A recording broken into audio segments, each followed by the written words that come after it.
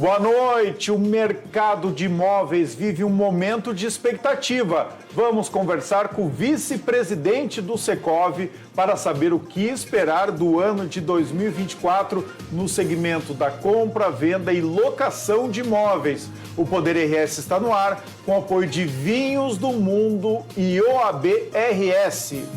O mercado de imóveis, pessoal, atravessa um momento de expectativa. O que será que 2024 reserva para o segmento? Eu converso agora com o vice-presidente do Sindicato das Empresas de Compra, Venda e Locação de Imóveis, o Secov, Leandro Hilbig. É Hilbig mesmo? É Hilbig mesmo. Acertei falou de primeira aqui. É minha descendência alemã, viu, Leandro? Muito provavelmente. Segundo uma reportagem do jornal Estado de São Paulo, o setor deve se beneficiar do ciclo de redução da Selic, o que deverá se refletir em queda nos juros do crédito habitacional neste ano. É isso mesmo?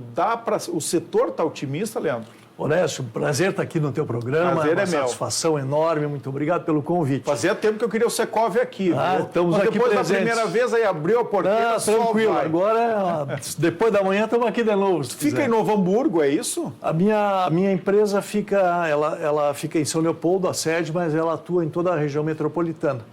E o Secov... E tu é morador de onde? Eu sou morador de São Leopoldo. Morador de São Leopoldo, Isso. Empresa em São Leopoldo, mas abrange toda a região metropolitana de Porto Alegre. Alegre. Tem um filial em Porto Alegre, em Esteio, Sapucaia e Novo Hamburgo. Então, o diretor disse que tu não pode falar o nome da tua empresa aqui, não posso. Senão um merchan gratuito. Olha entendeu? só. Então, se a entrevista for bem, no final a gente fala mais da tua empresa, pode ser? Pode ser. Não, fica tranquilo. Tô brincando. Não, tá ótimo. Sim, nós do Secov e o mercado como um todo está otimista com esse ano de 2024. Por quê? Eu acho que a coisa mais importante que está acontecendo é a redução da Selic. A gente está tendo uma redução mensal de 0,5% e isso tem continuado e a previsão é que acabe 2024 em 9%. Pelo menos essa é a previsão do Banco Central. Nos últimos 6 meses, se eu não me engano, teve uma redução de 0,5 ponto percentual a cada mês. Todo mês. E isso vai dando otimismo para todos os setores da economia. Isso vai... Mas também estava muito alta a nossa Selic, né? Acima de 13%. Exatamente, por uma série de questões econômicas e financeiras. Pandemia também. Ela acabou subindo, a pandemia também. E agora, até fico muito feliz que o Brasil é um dos países que estão à frente disso. Ela está começando a descer. E isso é muito importante para o setor imobiliário, porque tanto a compra e venda, a intermediação de imóveis, o financiamento, tudo depende de quanto se paga por ele, no fim das contas. E a taxa diminuindo, a gente consegue, obviamente, começar a pagar menos juros sobre esse financiamento. O setor de automóveis, sempre, todo mundo que tem concessionária e com quem eu converso me diz o seguinte, especialmente o Jefferson Fursnal, ali da Kia, ele diz que mais da metade da venda dele de automóveis depende dos financiamentos, ou seja, depende da taxa de juro. Nos imóveis também, qual é esse percentual? Nos imóveis sobe mais ainda. Mais ainda? É porque o imóvel é um bem até muitas vezes mais caro e é um bem que a pessoa... É quase que um bem de família. Claro. A expectativa da família brasileira é ter o seu imóvel próprio. Ter a casa própria. Ter o seu imóvel próprio. E muitos de nós dependemos, sim, do financiamento para realizar esse sonho. Então, é o que? 70%, 80% dos imóveis vendidos são financiados? O residencial, eu diria até que é um pouco mais do que isso. Quase 90%? É um percentual alto que depende do financiamento e por isso que a gente vê com bons olhos essa queda do juro, porque vai facilitar a comercialização desses imóveis todos. Eu fiz direito na PUC e fiz ciências sociais na URGS, antes de fazer jornalismo. E eu fiz algumas cadeiras de economia na URGS, tinha aquelas cadeiras opcionais. Tem uma das coisas que ficou pouca coisa, viu, de economia lá desses tempos. Não posso acreditar. Mas uma coisa que ficou é que os professores de economia sempre diziam o seguinte, qualquer financiamento para casa própria, especialmente para casa própria, para imóveis, que fique além de uma taxa de 8% ao ano, ele é inviável, é melhor não pegar. Ou seja, nós estamos nessa fase, né, onde a taxa Selic está ainda ali um pouco mais de 13%, vai cair para 9% no final deste ano, ou seja, nós estamos com uma taxa muito alta. Isso fez os financiamentos certamente recuarem. Com certeza, os financiamentos recuaram e se a gente consegue mostrar também na quantidade de imóveis que foram vendidos. Uma das reclamações, talvez a maior reclamação do setor da construção civil, seja o juro alto. Por quê? Porque ele, de fato, inibe a venda do imóvel. Tá? Então, assim, a gente consegue ver na parte de compra e venda que o número de imóveis esse ano foi, por exemplo, menor que o ano passado. E 2023 menor que 2022. Menor que 2022 em Porto Alegre. Né? Quais são os números? Os números em Porto Alegre, nós temos até novembro fechados. Então, a quantidade de guias de ITBI, que é o imposto que se paga quando se compra imóvel, ela em 2022, ela até novembro, de janeiro a novembro, foi de 2.767 imóveis, enquanto que nesse ano nós estamos com 2.681. Uma pequena redução, que a gente espera que esse número, por exemplo, aumente bastante para o próximo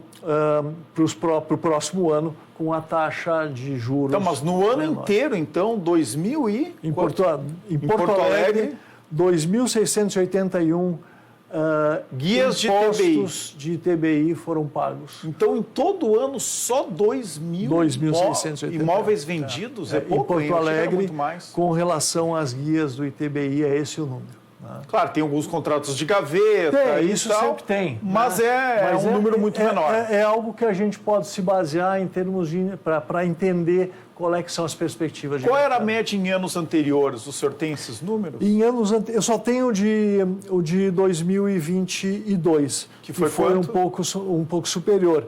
Ele foi de 2.767. E qual é a perspectiva para este ano? A perspectiva é que esse número aumente. Aumente. A gente... Dá para bater a barreira aí dos 3 mil? Olha, com um juro abaixo de 10%? É muito importante que isso aconteça, exatamente. Desculpe, eu estou vendo aqui, eu acho que isso é a média mensal. Nós temos, 29.493 eu estava achando esse número muito em 23, baixo. Muito baixo. Com 293 média mensal, então. Algo, exatamente. Né? Então, e no ano passado foi 33 mil. Então, uma queda de 3... Então, vamos repetir. No ano passado, em 22, foram 33 mil imóveis que tiraram a guia, que teve venda de imóveis em Porto Alegre. 33.452 de janeiro a dezembro. Tá. Neste ano, a comparação... No ano de 2023. O senhor ainda está em 2023, nós estamos em 24 já. Sim, eu estou em 23, por 24 não saiu nada ainda. Em 2023? Então, em 23, nós estamos com 29.493 imóveis. Tá, então... Até novembro. Ainda temos um mês. Sim, né? Mas foi abaixo. Foi abaixo. Então, a perspectiva é que feche em 3,10% abaixo. Abaixo. E neste ano, então, tem um aumento de quanto por cento aí com um juro que deve ser abaixo de 10%? Meados de 2024. A gente calcula que vai ter um acréscimo, mas a gente não tem claramente que valor como expectativa. Até porque não se sabe se essa média de 0,5 ponto percentual da Selic vai continuar diminuindo a cada mês. Exatamente. Depende muito, ou se ela da vai chegar aos 9 só lá em dezembro. Então, tem essas dúvidas aí pela frente. E o mercado de locações? Nós estamos falando muito de compra e venda. E o mercado de locações, ele está aquecido pós-pandemia? O mercado de locações está mais aquecido. Na pandemia, a gente tem que entender esse momento da locação nesses anos pós-pandemia. Porque a pandemia foi um momento em que se locou muito pouco. né? Sim. Inclusive as pessoas começaram a voltar para casa. Entregaram os imóveis. Entregaram os imóveis. Foram morar com os pais. Exatamente. Trocaram de cidade. E isso fez com que a alocação reduzisse muito no ano de 2020. Os preços baixaram bastante também. Porque tem aquela oferta, a lei da oferta e da procura. Que isso ninguém consegue revogar, né? Isso certamente tu passaste nas tuas várias faculdades aí, não é verdade? Que a gente, quando tem uma baixa demanda, o preço acaba caindo. Então, em 20 e parte de 21, a locação ela teve uma queda, e em 22 ela recuperou bastante. E tu lembras que naquela época teve um aumento muito grande do IGPM, né? Os imóveis... Acima de 30%. Acima de 30%. Todos os contratos eram por IGPM, né? A maioria dos contratos. O reajuste da locação, sim. Né? Então, o reajuste da locação normalmente é pelo IGPM. E só que quando tem grandes saltos, a gente acaba tendo que conversar com o inquilino, porque, afinal de contas, o reajuste do salário dele é pelo IPCA. Não, e pós-pandemia, o IGPM aumentou mais de 33%, se eu não me engano. Tanto é... 2022, 2023 foi negativo, não foi? Foi negativo, tá negativo. Mesmo assim, a oferta de imóveis teve, no ano passado, no último mês, nos últimos 12 meses, um reajuste de acima de 10%, 11%. Então, o valor do imóvel que está em oferta, que está em anúncio, esse começou a recuperar o seu valor. O dobro da inflação. O dobro da inflação do ano. Mas se a gente pegar os últimos 5 anos, ele subiu algo em torno de 30%, quando o IGPM subiu 58% e o IPCA subiu 32%. Então, ele, na verdade... Então, ficou na média da inflação do IPCA. Está recuperando o seu valor e a perspectiva é que... Então, voltou a ser um bom negócio para quem tem imóveis fazer locação? A locação está voltando a ser um melhor negócio. Está voltando, no gerúndio. Especialmente a locação residencial. Porque a comercial, se a gente for analisar, ela só reajustou nos últimos 5 anos negativo 0,02. Claro, até porque me parece, até acho que esse reajuste negativo até foi pouco. Porque o que eu vejo, especialmente em Porto Alegre, mas também na região metropolitana aqui de Porto Alegre, é uma oferta muito grande de salas comerciais. Teve inclusive isso, né? As construtoras ofereceram vários prédios comerciais ultramodernos, então a gente teve um aumento, né, de oferta, mas aí teve pandemia e teve uma mudança de estilo de vida. Exatamente. As pessoas passaram a trabalhar mais home office, em casa, né, algumas se transferiram para o litoral, e aí essa oferta grande não acompanhou a demanda. Não acompanhou. Tanto é que o reajuste dos valores da oferta da locação comercial está muito mais contida se comparada com a residencial. E as vendas também estão mais tímidas. E as vendas, como eu te disse antes, estão um pouco mais tímidas. Esse ano nós tivemos um ano menor do que a venda do ano passado, de 22, digo, em 23 nós tivemos uma venda menor que 22. E isso também é resultado desse movimento que tu alto falavas, que as pessoas ainda alguma tem órgãos públicos que ainda estão trabalhando em casa, né? Então, mas aos poucos isso vai se normalizando e a expectativa é que com a redução da taxa de juros a gente consiga normalizar bem esse mercado. Vamos falar de investimentos agora, então. Então, em momentos de baixa, como é das salas e dos espaços comerciais, é uma boa hora para comprar, para fazer um investimento pensando no futuro. É possível dizer que isso vai acontecer? Ou esse novo normal pós-pandemia não vai ter uma oferta grande de imóveis comerciais? O mercado imobiliário está prevendo um aumento no investimento de imóveis. Por quê?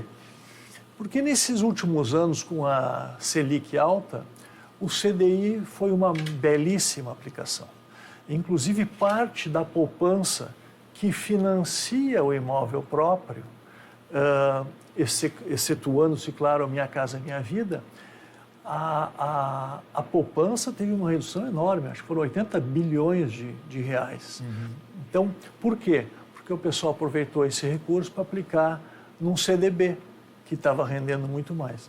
Agora, com a redução da Selic, a a atratividade do CDB diminui. Ela também diminui. E o pessoal e as pessoas começam a pensar em novos e outros investimentos. Por isso que a Bolsa está subindo e também é uma expectativa que o imóvel vai ser o refúgio do investidor, porque ele vai conseguir entregar um retorno sobre investimento maior do que a aplicação financeira. Ela ainda está boa, mas em termos O senhor é suspeito para falar disso, que eu vou lhe perguntar agora, mas eu vou lhe perguntar. Sempre se disse que imóveis sempre era o melhor tipo de investimento, né, para se fazer na vida, o menos arriscado e o que mais gera receita, né, o que mais gera liquidez. Continua sendo isso ou no caso dos imóveis comerciais, não? Eu tenho um exemplo de uma sala comercial que eu tinha no centro de Porto Alegre, ali no meio daquela confusão, a 100 metros da esquina Democrática, começaram as obras agora no centro e o centro histórico virou um horror.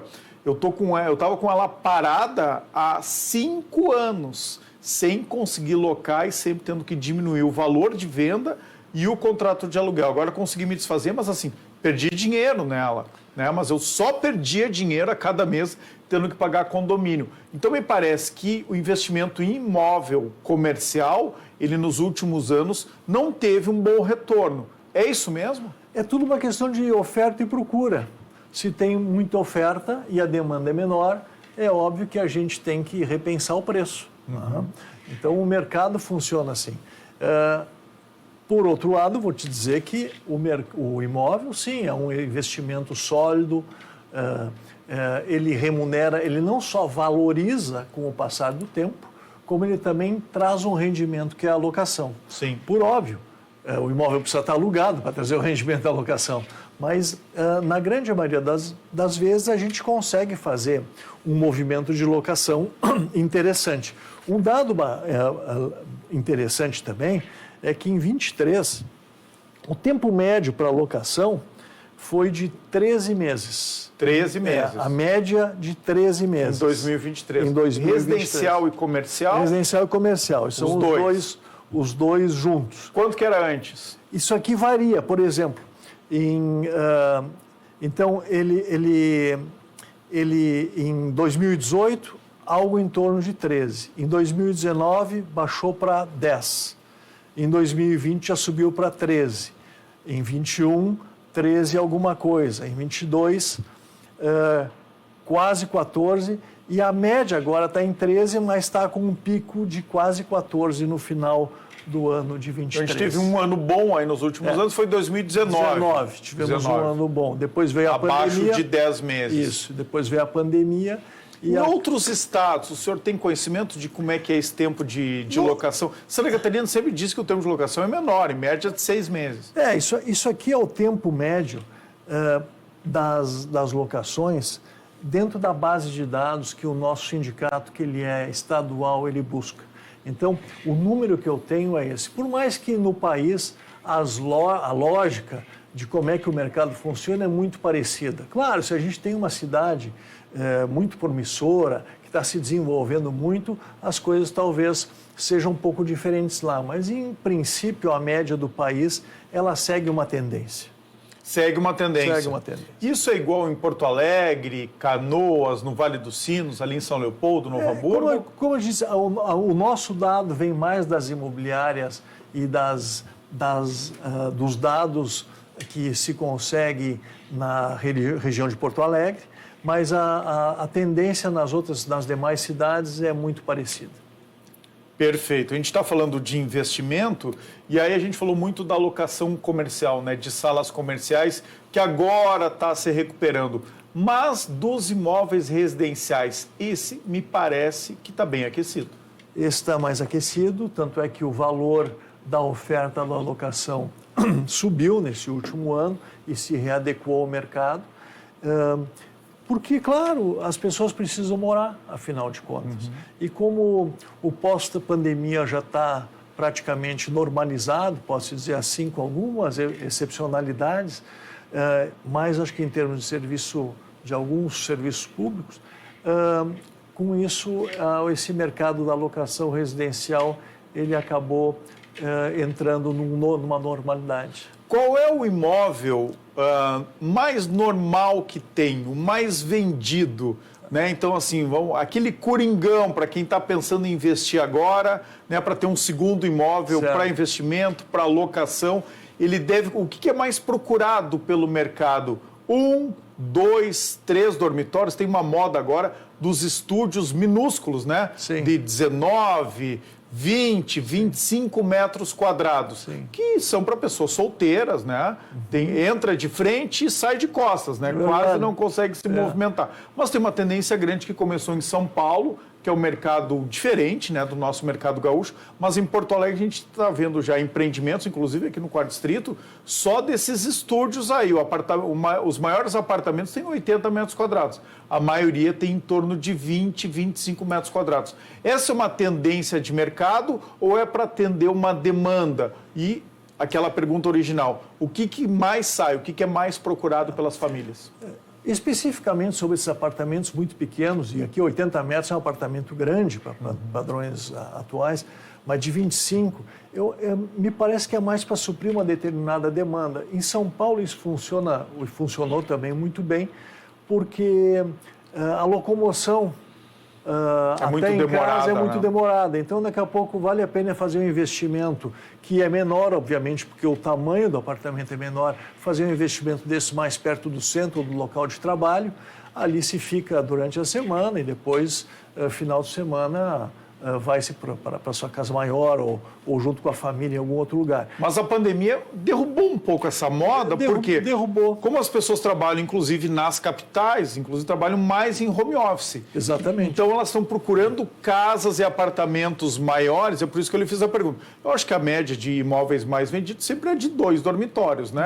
80, 100, e a locação 100 metros quadrados. A locação Só também. que as pessoas estão procurando, mesmo as pessoas têm um filho só, ou casais procuram apartamentos e casas um pouco maiores, porque ela vira, inclusive, um clube de lazer e é onde ela trabalha. Ela passa muito mais tempo em casa do que passava em anos anteriores. A pandemia, de fato, motivou esse movimento de pessoas querendo sair dos seus apartamentos de 2 ou 3 dormitórios, muitas vezes, para pegar uma casa um pouco mais distante, maior, Isso.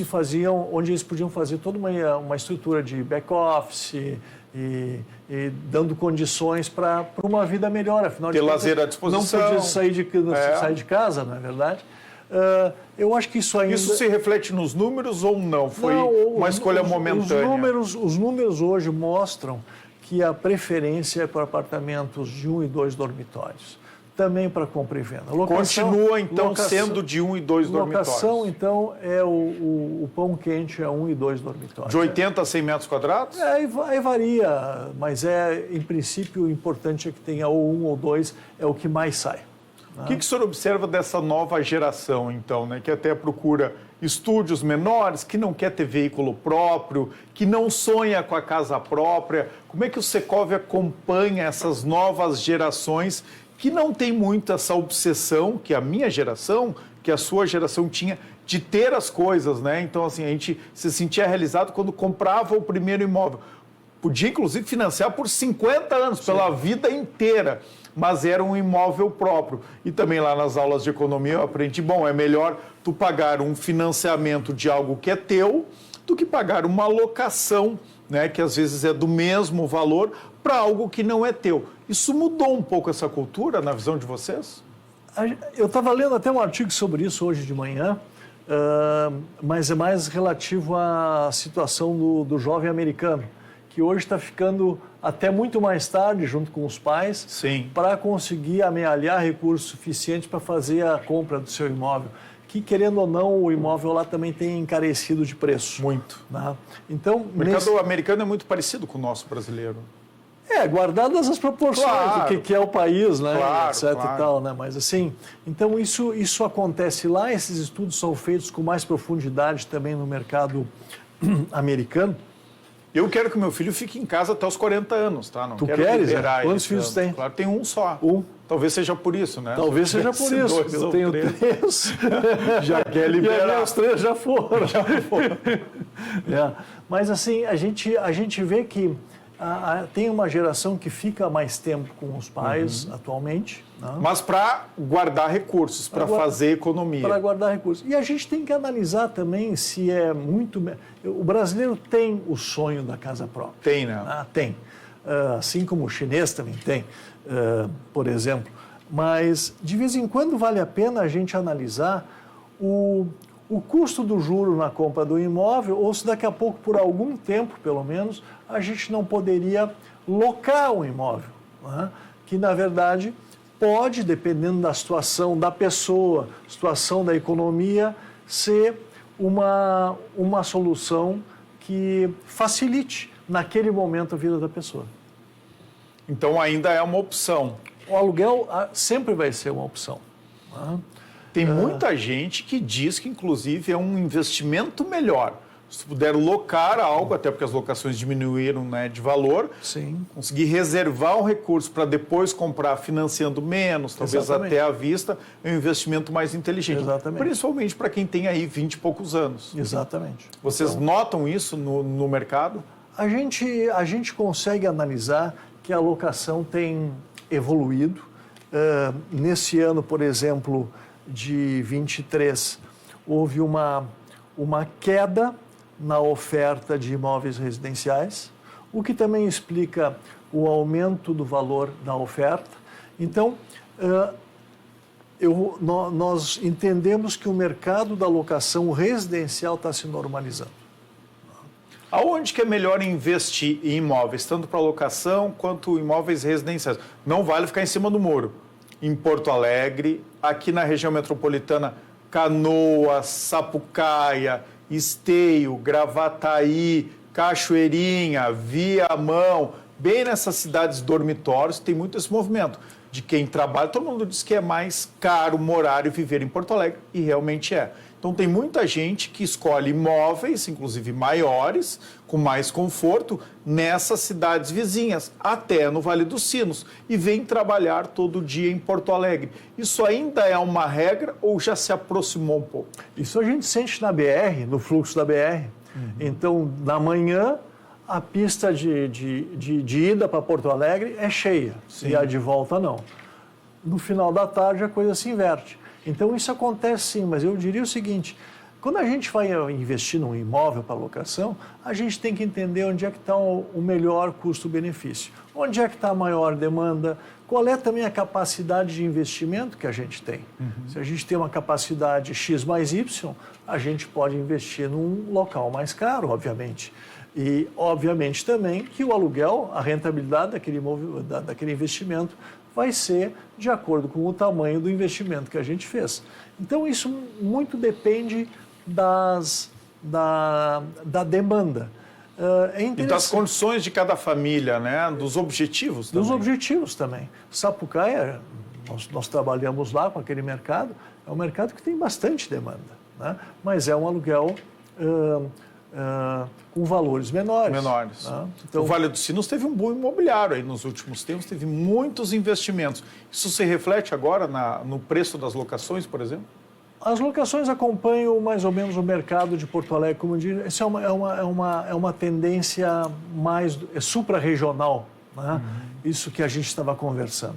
Na parte da construção, sempre tem construções em andamento, obviamente, mas o desejo grande das construtoras é que a gente tenha uma Selic menor, para que o juro seja menor e isso continue desenvolvendo cada vez mais. Vamos lá, vamos para o mercado de alto luxo, porque esse parece que nunca tem crise, né? Então, aí, imóveis acima de 5 milhões, a gente pode considerar mercados de alto luxo. Tenho uma experiência em Porto Alegre, né? Inclusive eu acompanho um pouco lá, tenho amigos que trabalham naquele empreendimento ao lado do Barra Shopping Sul, que é um empreendimento de alto luxo e que lançou apartamentos grandes, né, super confortáveis, realmente de luxo, numa cidade, né, num bairro cidade, assim que eles chamam, e lançou com uma oferta muito grande de apartamentos de alto valor de investimento. A segunda fase teve venda, né? Parece que bateram as metas, mas não teve a procura que eles aguardavam. Até porque parece que esse poder aquisitivo de quem mora em Porto Alegre está muito mais concentrado na Zona Norte, onde estão as melhores escolas, Sim. os melhores restaurantes. Então as pessoas têm uma vida na Zona Norte de Porto Alegre. Para se mudar para a Zona Sul, complica, né? Então não tem tanta oferta de escolas desse nível, tem menos restaurantes, enfim. Então a procura não foi tão grande. O que fez eles alterarem esse projeto, né, então da segunda fase, e aí diminuíram o tamanho dos imóveis, dos apartamentos, aumentaram as unidades para baixar o preço. De novo, oferta e demanda, mas isso reflete um pouco esse mercado de imóveis de luxo, que para mim nunca tinha crise e agora eu vi que tem? É uma adequação do mercado, muito provavelmente, o que está sendo feito, mas é interessante observar o seguinte, que quando o juro sobe e dificulta o financiamento imobiliário, que é um financiamento que normalmente a classe média, média baixa absorve, o que essas empresas de construção tendem a fazer? Apostar no mercado mais valorizado. Por quê? Porque a classe alta ela nem sempre depende de financiamento imobiliário, ela tem outras fontes de financiamento ou muitas vezes nem precisa. Então a taxa de juros não afeta quem tem grana. Afeta menos, não dá para dizer que não afeta, mas afeta menos. E por isso que muitas empresas da construção, quando o juro está alto, começam a focar também nesse mercado mais elevado para poder continuar produzindo. Mas ele não tem crise mesmo? Não, ele é um mercado mais resiliente quando a taxa de juro está alta. Agora, na tendência da taxa de juro reduzindo, por exemplo, nós vamos ter um boom do Minha Casa Minha Vida, que é a outra ponta desse mercado da compra e venda de imóveis. Então, a expectativa... Mercado popular. Por exemplo, em 23... Mas com uma taxa de juros, uma taxa Selic de 9%, 10% ainda não está bom. Tem que ter muito subsídio. Sim, é que esse tipo de financiamento, Minha Casa Minha Vida, ele busca recurso no FGTS.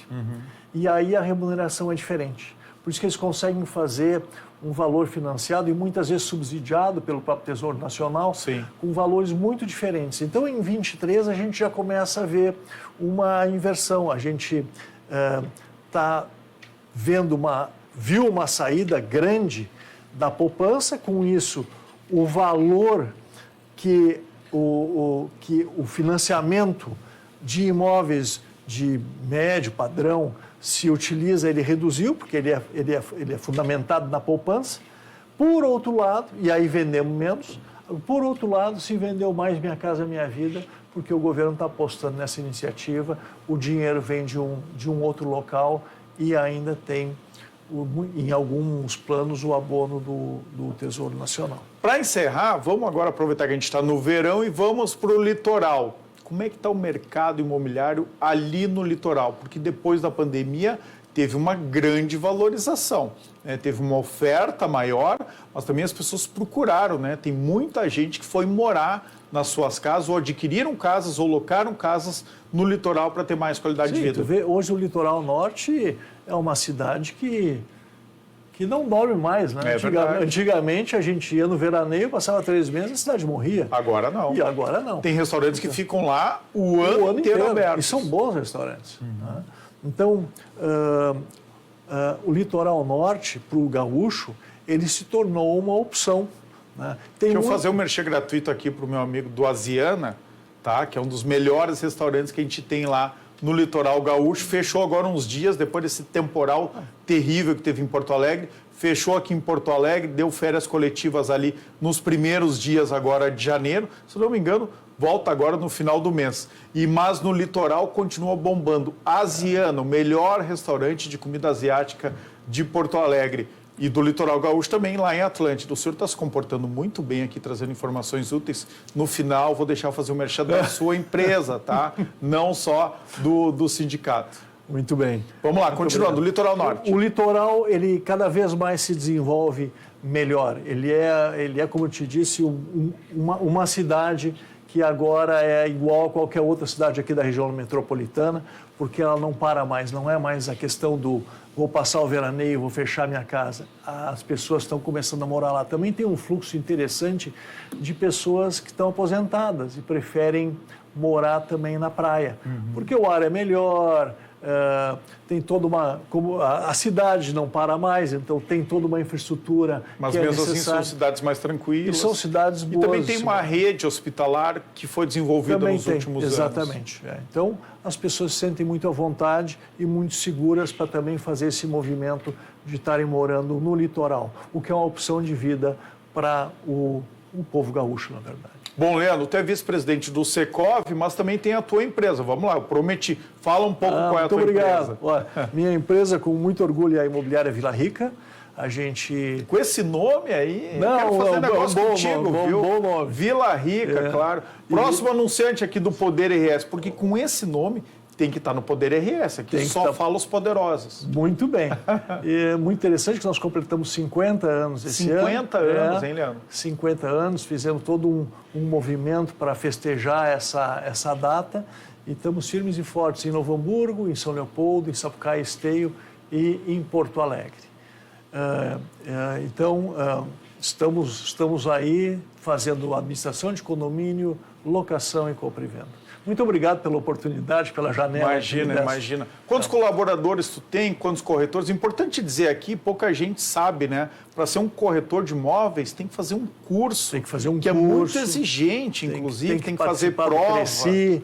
Tem que estar... Fala um pouco sobre esse mercado aqui, porque a gente ainda tem aí uns 4, 5 minutos. O corretor de imóveis é muito importante para o mercado imobiliário, porque ele, afinal de contas, é a pessoa que viabiliza o sonho da casa própria, ele viabiliza o sonho também da locação. Então, é uma pessoa muito importante. Ele tem que estar preparado. Isso é técnica de vendas, hein? Já notei aqui, né? Porque um bom corretor de imóveis, ele não vende um imóvel, ele vende a realização de um sonho. E uma casa... E é isso mesmo. É isso mesmo, porque uma casa não é uma coisa que se compra a cada 2, 3 dias, claro. É um sonho que a gente realiza. Não se troca todo ano, como carro, a cada 2, 3 anos. Sempre a gente compra um imóvel querendo que ele seja o imóvel da vida. E querendo ou não, no final do dia, ele é o refúgio da gente, é a proteção da gente. Então, é uma coisa muito especial a casa própria. E o corretor, ele tem que estar muito bem treinado, tem que estar inscrito no CRECI, que é... Quanto tempo dura um curso de corretor de imóveis? Tem cursos, hoje tem cursos até mais rápidos. Ele precisa ter uma boa prática, são alguns meses, tem alguns um pouco mais longos. E eles têm que ter prática também em imobiliários, ou que atuem nesse negócio. Tem que fazer um estágio, uma espécie de estágio. E depois eles conseguem a carteira para fazer esse movimento. Então, isso é uma coisa muito importante. Nós temos na imobiliária 50 corretores e 200 colaboradores, trabalhando dioturnamente aí para satisfazer o nosso cliente cada vez mais. E o Secov, qual é a política setorial de vocês reunindo as imobiliárias do estado do Rio Grande do Sul? O Secov é um sindicato importante porque ele congrega todas as imobiliárias e todos os condomínios do Rio Grande do Sul. Os condomínios também? Os condomínios também. Então, o Secov de Porto Alegre, ele é um sindicato suprarregional, ele não atende todo o Rio Grande do Sul, mas ele atende praticamente todo o Rio Grande do Sul, com exceção de Santa Maria, da cidade de Santa Maria e da cidade de Pelotas.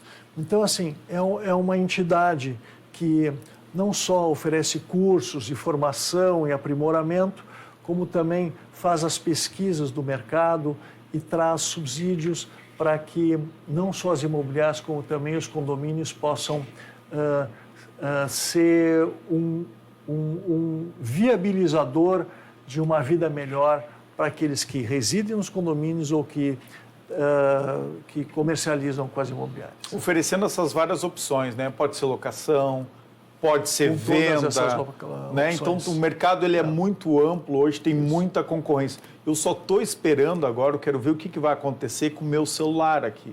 Porque a gente fica falando, né? Fala muito sobre um assunto. Sim. Isso acontece todo dia comigo, dependendo do assunto do programa, e eu fico recebendo aqui. Então, eu vou receber uma oferta de casas e de apartamentos aqui durante pelo menos 24 horas, né? Porque esses celulares, eles são assim hoje em dia. São cada vez mais inteligentes. O que a gente está né? falando, eu vou dizer aqui, ó, não quero, não estou apto, né? Não estou procurando comprar imóveis. Vamos ver se ele vai entender isso, não fica me oferecendo e com aqui. a inteligência artificial, cada vez mais ainda ele vai se tornar mais automatizado. É verdade, é verdade. Obrigado pela tua participação aqui no Poder RS, que seja a primeira de muitas participações. Fico à tua disposição, quero agradecer muito o convite e até a próxima.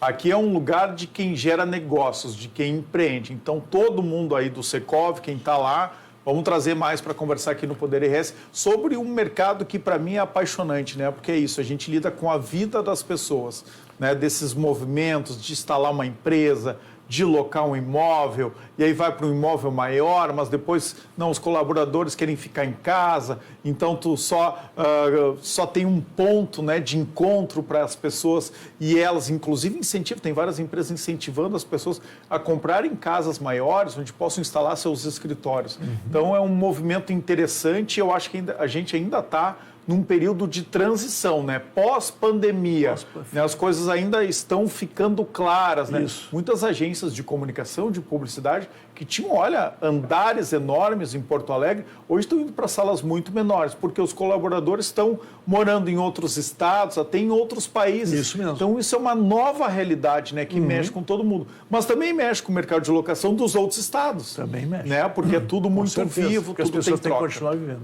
É verdade. Obrigado de novo. Muito obrigado pelo convite.